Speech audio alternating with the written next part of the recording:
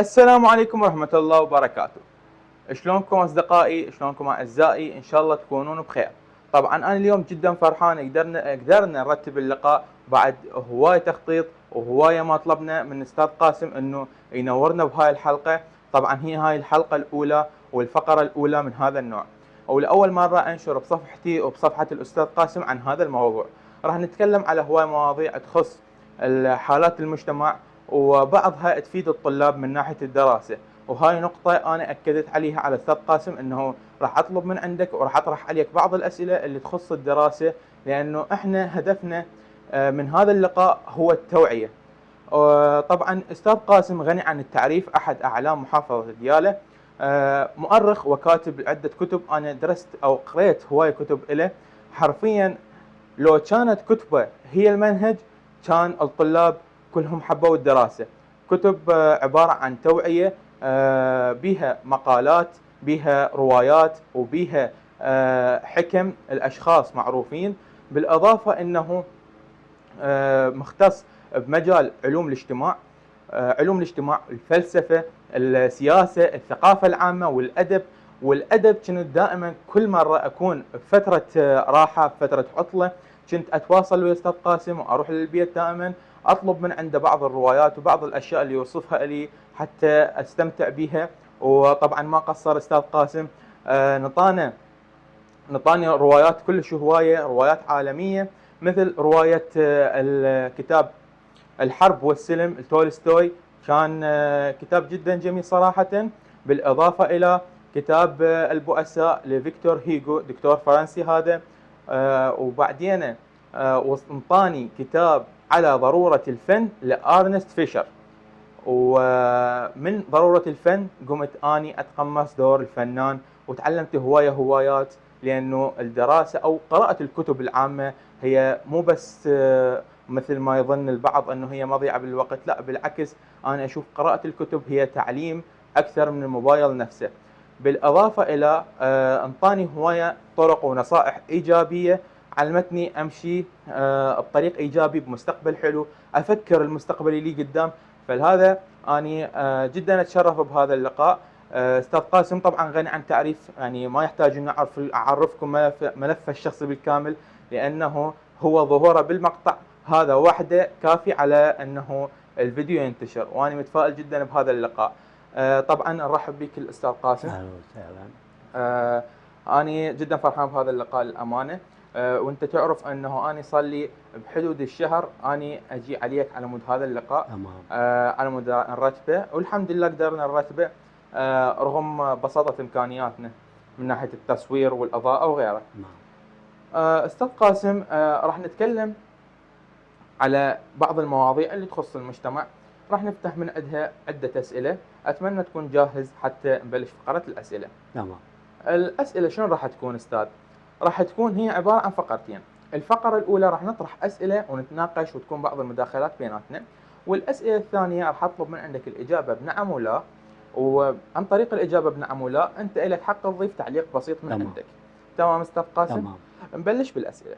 رجعنا لكم من جديد أعزائنا. طبعا راح نبلش حاليا بفقرة الأسئلة. أستاذ قاسم، حاليا دا نشوف بمجتمعنا هواي حالات من العنف الأسري، اللي دا تخلي، يعني هاي حالات العنف الأسري دا تخلي الأبناء يروحون بطريق غلط. هل هذا يعني هذا الشيء سببه الأهل أم الجهل أم إلك رأي آخر، أكو طرف ثالث؟ شنو رأيك حول موضوع العنف الأسري بالبلاد؟ نعم، هذا السؤال حقيقة مهم وجدير بالتوضيح. نعم. أنا سعيد بهذا اللقاء وأشكرك.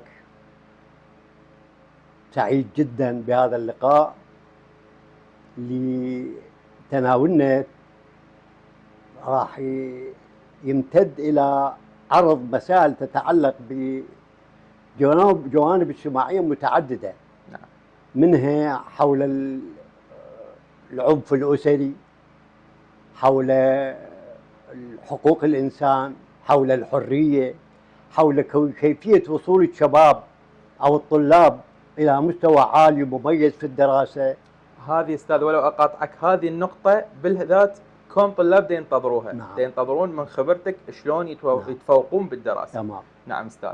وكذلك كيف يكون الإنسان إيجابي ويملي فراغه ويستفيد ويتصرف بسلوك جيد. السؤال حضرتك قلت حول العنف الأسري. العنف الأسري حاليا دا يتزايد بالمجتمع. نعم، هو ظاهرة موجودة بالأصل من سنين. نعم. الآن ازداد. العنف الأسري نقصد به سوء السلوك والتصرف والتعامل بين الوالدين وأولادهم، بين الوالد أو الزوج وزوجته. هذا الموضوع مهم جدا في حياتنا الاجتماعية، وأسبابه هو تدني الثقافة، يعني وجود التخلف هذا شيء أساسي لسوء التصرف. نعم.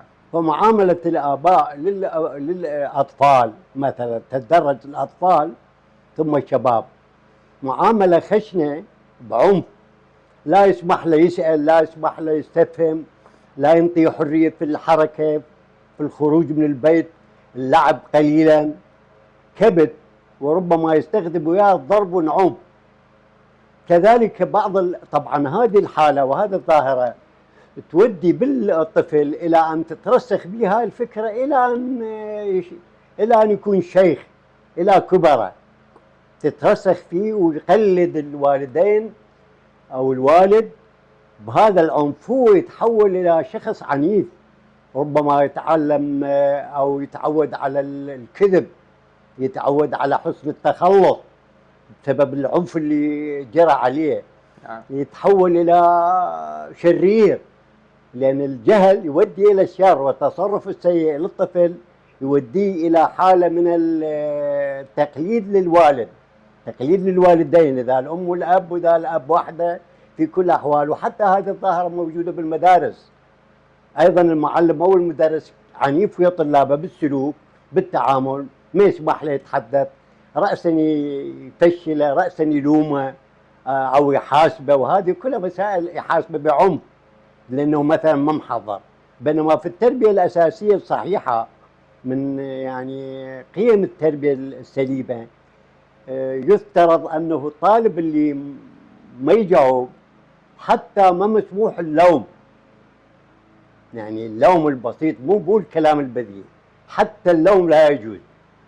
فالتربية الخاطئة هذه تودي إلى عنف وتقليد هذا العنف، ويكبر وياه ويصير هكذا، يتخرج أعداد من المجرمين.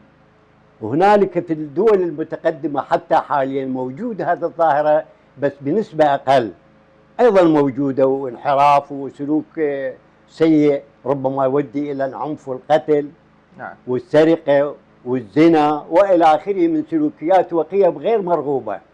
في أمريكا مثلا موجودة هذه الظاهرة، وعملوا مدارس تعدل السلوك المعرفي، يعني مدارس خاصة لتعديل السلوك المعرفي، علم. عندنا أيضا بالبلدان المتخلفة ومنها العراق، هذه وصلت الحالة إلى العنف مع المرأة اللي هي رب الأسرة، مثل ما رب الأسرة الرجل، هي أيضا نصف المجتمع. الدساتير، القوانين، التعليمات الموجودة في الأديان كلها توجه نحو احترام الوالدين واحترام الوالدين لأطفالهم. في علم النفس الحقيقي القديم والوسيط والحديث يوصي بأنه الطالب التلميذ أو الطفل العفو من عمر 6 فدون لا يضرب، لأنه لا زال لا يفهم، بينما نحن نضرب الطفل ونؤنبه ونبعده عن المشاركة في داخل البيت أثناء مجيء ضيف مثلا، وهذا كلها أخطاء. بينما الريف الحقيقي قبل كان يسلك سلوك آخر، يسمح للطفل أن يدخل المجلس، وحكاية تنقال بكثرة، المجالس مدارس. لذلك العنف الأسري هذا يكبر ويقلد الأطفال ويقلد الشباب وينحرفون نحو المرأة. أيضا فالجانب كبير في البلدان المتخلفة.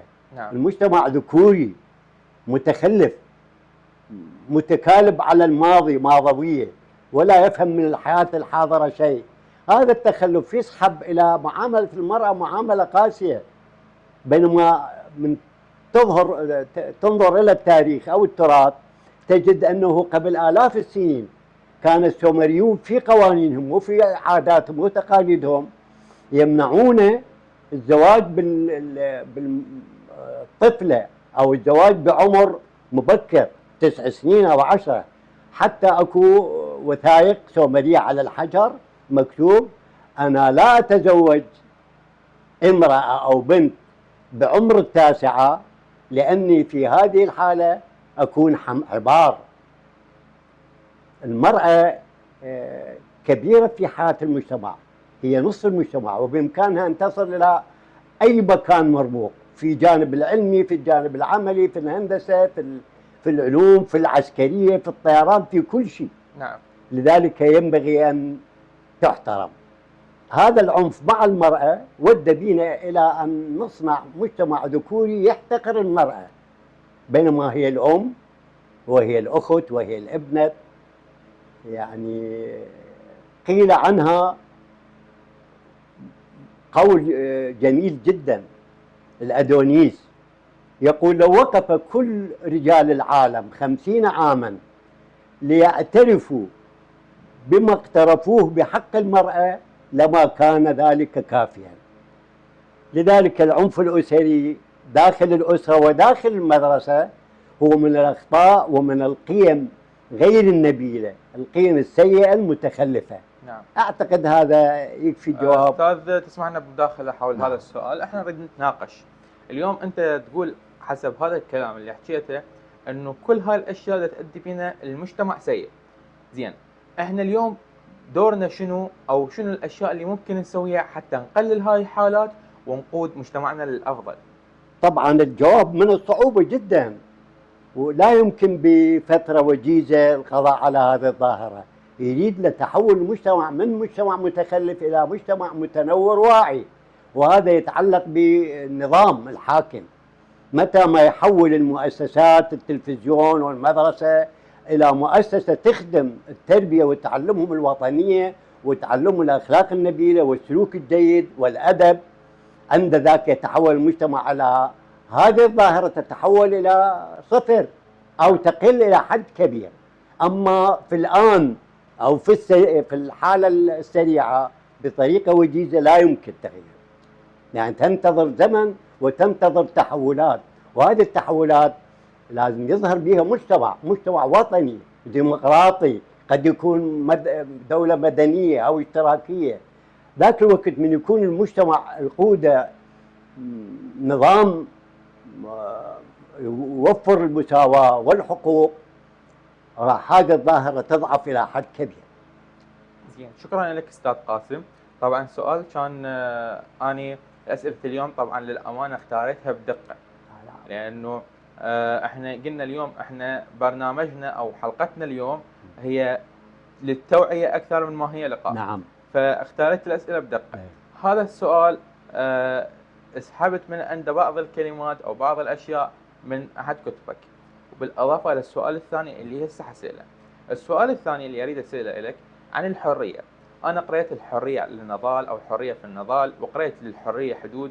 هذا بكتابك اللي هو كتابك الأول أعتقد اللي هو أوراق مهمة لعلوم اجتماعية وأوضاع راهنة. تمام. صحيح؟ هذا الكتاب كان يحكي على الحرية، ويحكي على الحرية للنضال، ويحكي على الحرية للحدود. اليوم مجتمعنا فاهمين مصطلح الحرية بشكل غلط ودا يتصرفون على هواهم. تمام. زين، أنت من وجهة نظرك شنو هي الحرية، ومن وجهة نظرك شنو الحرية اللي لازم نستخدمها بمجتمعنا؟ نعم. حقيقة أيضا سؤال بلا مجاملة، سؤال مهم وحيوي وجيد، يخدم أيضا هذا البرنامج وهذا اللقاء. نعم. ويخدم الناس كبار صغار، شباب أو كبار. الحقيقة الحرية وردت في دساتير الأمم وفي قوانينها، وحتى في المجتمعات القديمة وردت في الشرائع وفي الأديان توصي بضرورة حقوق الإنسان ومنح حقوقه واحترام المرأة واحترام الطفل واحترام الكبير واحترام الوالدين. هذه الحرية لها في حساب أو في نظر الفلاسفة من ناحية فلسفية هي عدم إرغام الناس فردا أو جمهور أو شعب، عدم إرغامهم على قيم غير نبيلة تعطيهم حقوقهم. الحرية يعني حرية العمل، لازم تتوفر فرصة عمل، حرية مسكن تحترم حرية المسكن أو السكن، حرية العمل، حرية الرأي. الرأي هنا من أبرز الحريات الضائعة الغائبة في مجتمعنا، لأنه غير مسموح لك أن تتحدث أنت في المدرسة بآرائك مع المعلم، بآرائك الخاصة خارج المنهج مثلا، أو بطرح ينقد المنهج مثلا. ما مسموح لك النقد، ما مسموح لك الحرية. كذلك في داخل الأسرة ممنوع أنت تتصرف بحدود غير القيم الموجودة بالمجتمع واللي يعرفها الوالدين، بسبب أيضا ترجع على نفس العلة مال العنف، ترجع بسبب التخلف. الحرية أنواع ذكرناها، والحرية تعريفها فلسفيا هي عدم الإرغام للمجتمع أو للفرد، وهي أيضا من ناحية المجتمع المتقدم في نظر المفكرين التقدميين هي إدراك الضرورة والعمل من أجلها. تفسيرها باختصار إدراك الضرورة يعني إدراك الحياة، جودة الحياة والحرية والرفاه والقيم النبيلة وإشاعتها بين المجتمع، وتحويل المجتمع من مجتمع متخلف إلى مجتمع متنور ومجتمع مثقف ومجتمع واعي، وتحويله إلى عملي ينتج، وهذا الإنتاج يولد رفاه ويولد استقرار. الاستقرار والرفاه يولد العدالة، عند ذلك تتوفر الحريات. هكذا المجتمع المتخلف لا يولي للحرية بكل أنواعها اهتمام، بينما المجتمع المتطور نظام التقدمي، النظام الديمقراطي، دولة مدنية، دولة اشتراكية، دولة ديمقراطية حقيقية تولي للحرية اهتمام كامل. لكن هل يوجد في الحياة الحالية في عالمنا بشكل عام في هذا الكون، في أرضنا في الكرة الأرضية، هل توجد شعوب تعطي الحرية بشكل متكامل وبشكل مطلق؟ طبعا من الخطأ أن تكون الحرية بلا حدود، لأن تتحول إلى فوضى وتؤذي وتسيء للآخرين وتسيء للمجتمع. مثلا يعني بالستينات أعطت بريطانيا الحرية للشباب باللواطة، مسموح بها شريطة أن تكون تحت سقف، وهذه دناءة ورخص وضحالة وإيذاء للمجتمع. حرية بلا حدود. عندك فرق الهيبي ظهرت في الولايات المتحدة الأمريكية ثم انتشرت إلى الدول الأوروبية، فرنسا وإسبانيا خاصة. هذول الهيبيز فرق لا تهتم بملابسها، يحمل واحدهم الخمر في الشوارع، يطوف ويترك زوجته يطلقها بدون مبرر أو يترك الوظيفة. هذا رفض للحياة لكن بطريقة سلبية، بينما الإنسان المفروض يتعامل مع مجتمعه ويتعاون في سبيل خلق ألفة ووحدة وطنية.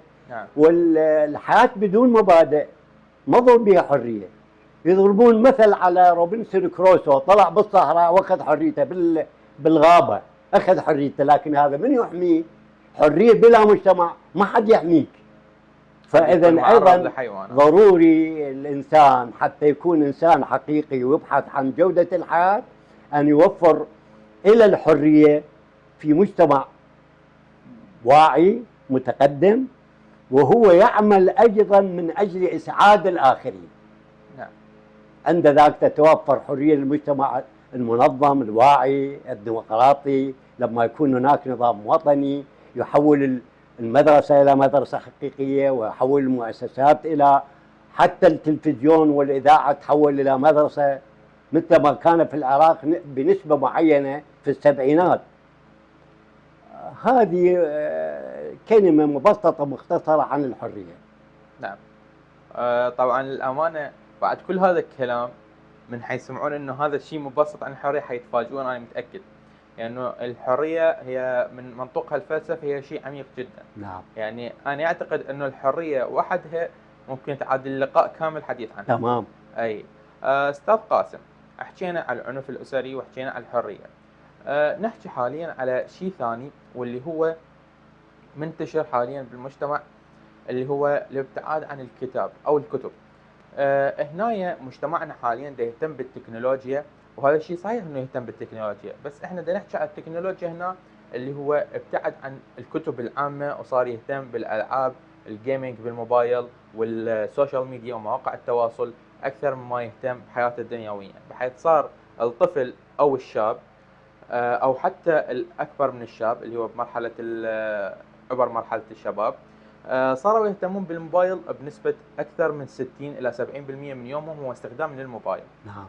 فمن وجهة نظرك أستاذ قاسم على استخدام الموبايل، وهل تشجع على إرجاع المكتبات من جديد؟ نعم. هذا السؤال وأيضا أكرر الكلمة فعلا يتعلق بالقبلة ومهم. الحقيقة من ناحية فلسفية وفكريا بعمق، معنى أنه المجتمع بنسبة كبيرة من حالة الضياع أو الاغتراب فلسفيا نسميه، بسبب عدم وجود عدالة، عدم وجود مساواة، عدم وجود رفاه ولو نسبي، عدم وجود حقوق للناس، للمرأة، للرجل، للشباب، للخريجين بلا تعيين وبلا عمل. هذا كله وين يودي؟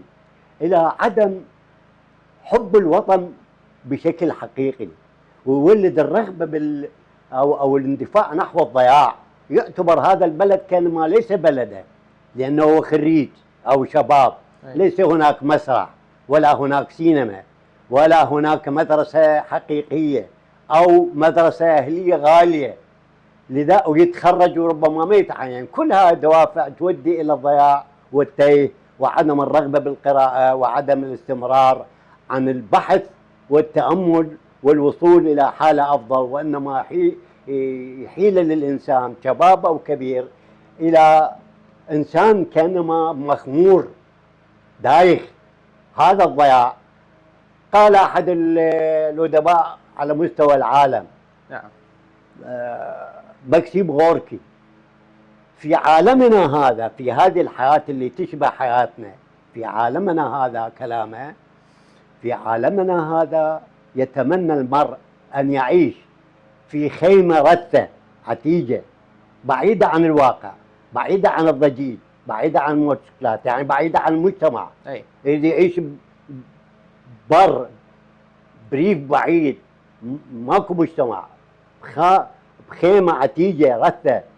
هذا بالفلسفة نسميه أو بالفكر العميق نسميه الضياع، أنه ده يرفض الحياة، يرفض الحياة. حتى وصلت ببعض المثقفين، شاعر سوري يذكر على وطنه هالقد ما هو عايش في ضياع ومغترب في غربة، كأنما هو موجود وغير موجود، هو قاعد موجود في وطنه وهو ما عنده وطن. لذلك ذكر شاعر بيت شعر حقيقة قوي، يخاطب النجوم الغيوم، يقول لها هربي لا تمطرين على هذا البلد. بيت الشعر فاهربي يا غيوم إن أرصفة الوطن لم تعد جديرة حتى بالوحل. هذه شوارعنا ما تستاهل مو مطر، ما تستاهل صيان. فاهربي يا غيوم إن أرصفة الوطن لم تعد جديرة حتى بالوحل. بسبب هذا الضياع، عدم وجود نظام يوفر العدالة، يوفر الروح القيم النبيلة، يحول المؤسسات إلى مدارس تعلم الناس، الرياضة للجميع، التعليم للجميع، حرية تكملة الدراسة. يفترض أي إنسان من حقه يكمل دراسة، أي إنسان أو أي عائلة من حقها أن تملك بيت، أي إنسان من حقه عمل يشتغل به. هذه الحريات ما موجودة. نعم. لذلك يصل الإنسان إلى هذا الضياع فيميل إلى عدم القراءة وعدم الاهتمام، عدم التأمل. واستخدام بينما الوصول إلى الظاهرة لما الإنسان يعني يحاول يتحدى هذا الإحباط ويميل إلى القراءة ويميل إلى صديق أو معلم يرشده إلى الأفضل، ويؤمن إيمان حقيقي بأن الحياة الآن هكذا لازم يواجهها. لذلك الجيد يميل مفروض أو يندفع نحو القراءة والمثابرة والاقتران بأصدقاء ليسوا أصدقاء سوء، ويؤمن بالله والقرآن الكريم ويهديه. القرآن الكريم فيه سور عديدة تهديه إلى القيم النبيلة وإلى التعاون وإلى بر الوالدين وإلى الأخلاق الحميدة، عدم السرقة، عدم الزنا إلى آخره. تخلق شخصية مستقرة مسيطرة على عواطفها وتعيش حياة أفضل.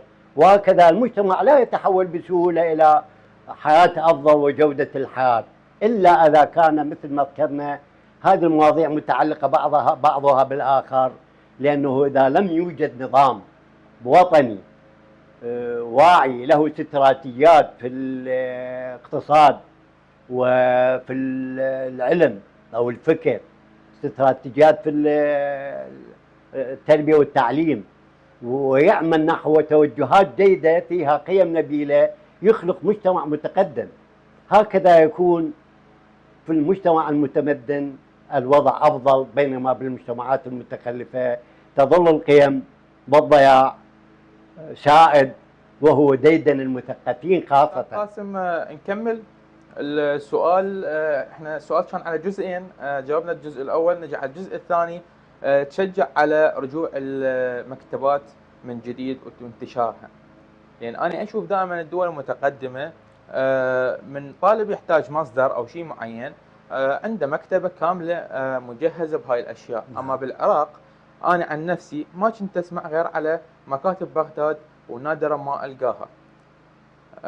بينما اللي أعرفه أنه بالزمن السابق اللي هو زمنكم الأربعينات خمسينات ستينات سبعينات كان انتشار المكاتب بشكل واسع، رغم هسه قلت جدا. هذا سبب يرجع هذا الوضع أو هذه الظاهرة سبب بعد الاحتلال انحل البلد، تفكك اجتماعي، إفقار، فقر، تجهيل. نعم. بدل ما تربية وتعليم وتثقيف صار تجهيل. هذا امتد صار 22 21 سنة، أثر على المجتمع تأثير كبير. لذلك صار يأثر عليه على الشباب، على الأطفال. الوسائل التواصل الاجتماعي تأخذ منا وقت كبير، بينما هي مضرة. لا برامجها جيدة علمية تربوية بها قيم نبيلة، وإنما تكثر من الخلاعة والتقارير الدنيئة، منشورات ضحلة، الأطفال يلعبون لعب يلهيهم عن الدراسة والقراءة ويلهيهم حتى عن القيم النبيلة اللي عايشها بمجتمعه. مش مع غير اللي يصرف ساعات على اللابتوب وعلى الفيسبوك، بينما هذا بضرر كبير. لا فيه مواد أو منشورات تطرح تخدم الطفل ولا تخدم الشباب، وإنما تميل إلى التصوير والخلاعة والتفاهات. إضافة إلى أنها إذا مسك الطفل أو الكبير هذه الوسيلة لساعات عديدة فيها الضوء الأزرق مضر للعينين ومضر للمخ، حتى يتحول إلى شخص من الصعوبة أن ينام، خاصة الأطفال. يعني أنا مرة حفيدي اسمه أمير أصيح عليه 3 مرات هو باع على اللابتوب، بعدين قوة وما جاوبني. تقربت عليه قلت له ليش؟ قال أنت خربطت عليه اللعبة وما يجاوب. وقلت بهذه هذا بعد ما يندار إلى الاهتمام بالقراءة بشكل جيد إذا ما الأهل يراعون هذه الظاهرة ويقللون من ساعات استعمالها لأنها مضرة. ثم أن حتى يعني المعلومات اللي يوفرها جوجل ما تكفي، ما تغني عن المدرس ولا تغني عن الكتاب، لأن هي مجموعة تقارير كتبها مؤلفين أو ناس مصادر طلع عليها شركة جوجل، وفرت إجابة عن أسئلة عديدة لا تحصى، لكنه غير كافية كبديل للكتاب أو للمدرس أو المعلم. الآن في الخارج أكو مكتبات، في أمريكا مكتبات تروح تريد المادة الفلانية الكتاب الفلاني ينطيك الفصل اللي تريده، ثم الطلاب أقل عدد بالضبط مو أكثر من 15 طالب، وكلهم يملكون الحاسوب، وما يصير جنطة مثل العراقي بها يجلس من كيلوات هو طفل، وماكو قلم ودفتر وقرطاسية، تركوها مكتفي بالحاسوب. المنهج علمي يدفع على الطالب والتلميذ يفكر، مو يحفظ بس ببغاء ويحفظ، هو مرهق بلا فائدة. فتحنا سالفة المنهج. المنهج هنا اليوم هو منهج حفظي، وبالتالي وده يسبب صعوبات للطالب، انه الطالب صار يهمه شلون ينجح مو شلون يتعلم. فهاي من مشكلات طبعا اقرار المنهج وغيره، يعني انه احنا حاليا بدنا ندرس منهج حفظي. تمام. زين بهاي الحاله الطالب دا يعاني من هذا المنهج، فانت من وجهة نظرك وخبرتك التدريسية السابقة، بالإضافة أنه أنت عندك خبرة إشراف سابقة، شنو هي أنسب الطرق اللي شفتها من بداية مسيرتك لحد التقاعد؟ شنو هي أنسب الطرق اللي شفتها للتفوق الدراسي أو للوصول، خلينا نسميه للوصول لل100؟ هو طبعا هذا السؤال أيضا جيد، أسئلة جيدة اختاريت ومفيد جدا للشباب والطلاب، مفيد جدا للطلبة خاصة. نعم. لكن قبل أن أجيب ما مطلوب من الطالب، ينبغي أن تكون للطالب الذي يروم التفوق يريد التفوق أن تكون له خلفية رصيد من المعلومات المتعلقة بالمنهج. يعني لا يمكن لطالب ضعيف جدا يتحول إلى مميز ومتفوق، إنما للطلاب الأعلى من الوسط جيدين أو متميزين أو عندهم رصيد من المعلومات للموضوع اللي ينحط للدراسة. فهنا أنا من خلال تجربتي شفت الطلاب الجيدين يتحولون إلى مميزين ومتفوقين إذا اتبعوا الخطوات التالية. شريطة أن يكون لهم رصيد سابق. الخطوات هي أن يقرأ لساعات لوقت كاف، عنده 5 تحضيرات باليوم أو 4، كل واحد يحتاج لساعة، 4 ساعات، 5 دروس عنده لازم 5 ساعات على الأقل، لأنه المنهج حفظي فلازم يكرر، لذلك لازم يقرأ لوقت كاف. يعني حتى الذكي لا يمكن أن يكون مميزا أو متفوقا بدون بذل جهد وقراءة لوقت كاف. لا يكفي الذكاء، لأنه المسألة حفظية ومادة هواية وفروع متشعبة في الموضوع أو في الفصل المعين أو في الكتاب المعين، فيراد لها وقت كافي. هذا من جهة. من جهة ثانية، إذا كان عند الطالب ضعف في مادة معينة لا يتركها ويهملها أو يكرهها، وإنما يعزز هاي الحالة بالتعويض، فيقرأ في هذا الموضوع اللي عنده به ضعف، يقرأ أكثر ويستعين بمصدر كأن يكون كتاب أو ملزمة أو ملخص أو معلم أو مدرس، عند ذاك يصل إلى حالة الجودة والتميز. الجانب الآخر يعني عدد ساعات وعدد النقطة الأخرى اللي هي اللجوء إلى التعويض. النقطة الثالثة المهمة هي التكرار. أي مادة حتى تحفظها في دماغك في مخك يجب أن تكون أخذت حالة التكرار لترسخ في الدماغ.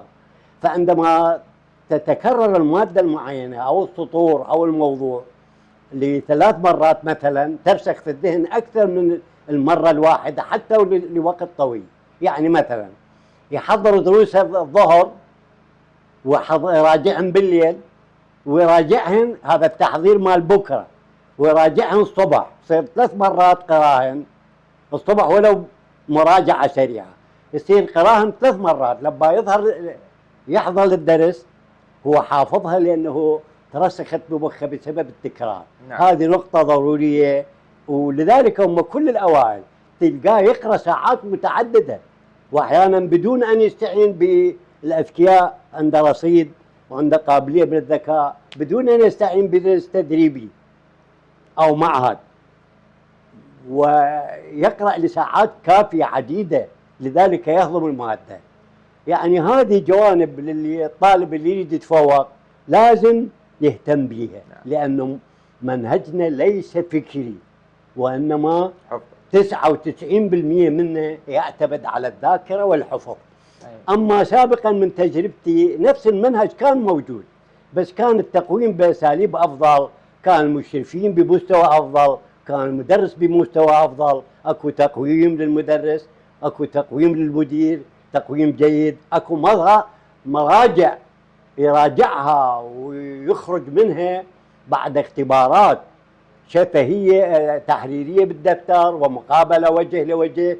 يلا تضع الوزارة أو تسمح لشخص أن يكون مشرفا أو اختصاصيا تربويا. وأيضا نضع المدراء بعد أن نتفحص ملفهم ومستواهم وامتحان مقابلة واختبار بالدفتر. الآن الحالة هذه الظاهرة ماتت. نعم. أعتقد هذا الكلام حول المحاولة للتفوق هن أسس جيدة. أنا اطرقتها ويا كثير من المدارس، وشكر لي بعض الطلاب اللي صاروا كانوا أوائل ودخلوا كلية الطب أو كليات مرموقة. طبعا اكو شغله اريد انوه عليها قبل الكاميرا. بعض المحفزين النفسيين او الدكاتره او غيرهم يطلعون بفيديوهات يقولوا لهم للطالب اتعلم شلون تدرس بذكاء لا تدرس بجهد. يعني هم دا يفضلون الذكاء على الجهد، بس هي بالحالتين اذا تقرا بذكاء فقط غلط، واذا تقرا بجهد فقط غلط.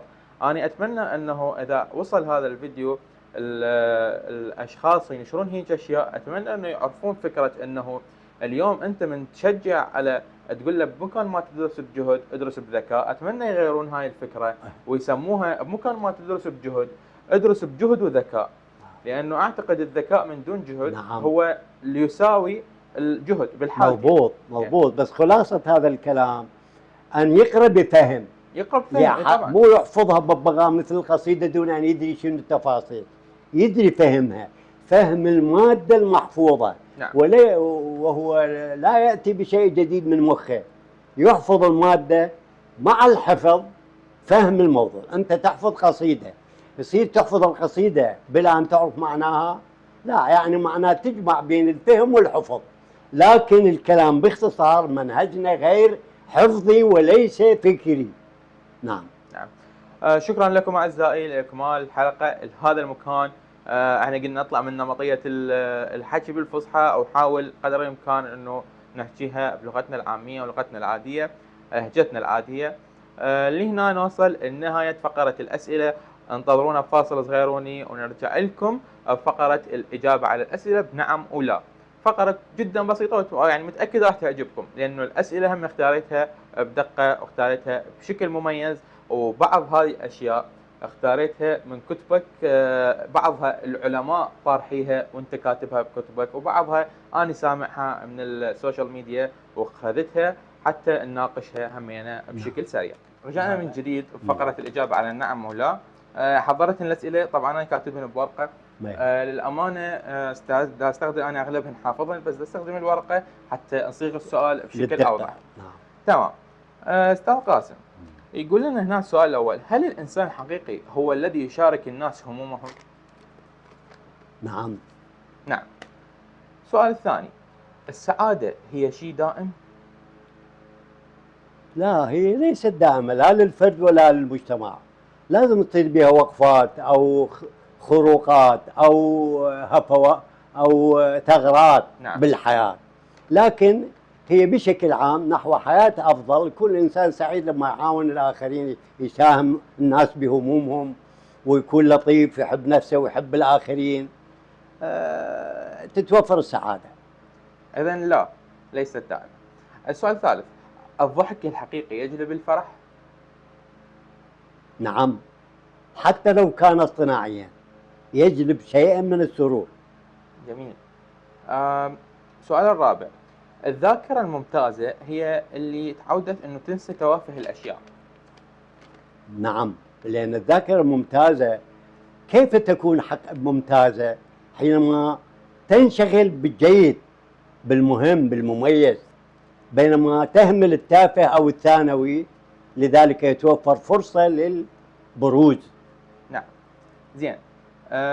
يقول هنا سؤال الأخ: هل الأماني أو الأماني عندما تتحقق تفقد رونقها؟